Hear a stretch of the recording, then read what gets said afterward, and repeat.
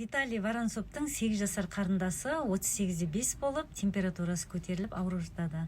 Анасы дәрігерлермен қоса осы ауылға келіп емдеп жүрген гипнотерапевт Герман Галавантты да қоса шақырады. Дәрігерлерді тоқтатып қойып, дәрі-дәрмексіз емдеймін деп, қызға гипнотерапия жасап бастайды. Ол кезде жаз айы болатын. Қыс деп елестеді, салқын, аяз, температураң түсіп жатыр деп, және гипнотерапиядағы түрлі техникаларды қолдану арқылы қызды толықтай емдеп шығарады. 5 минуттан кейін температурасы түседі, келесі күні қыз толықтай ауруларынан айығады.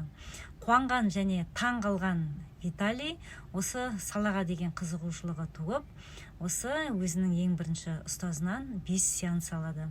Бірінші сеанстан кейін өзінің күш қуаты артып, өзіне деген сенімділігі артып, жақсы бола бастайды.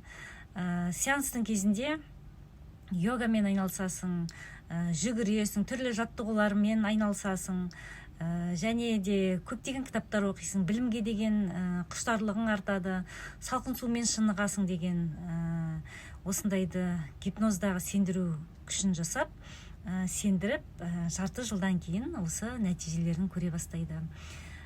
Спортта чемпион атағын алады, және де өзінің көптеген қасиеттері дамып, барлық ауруларынан айығып, нәтижелерін көріп бастайды.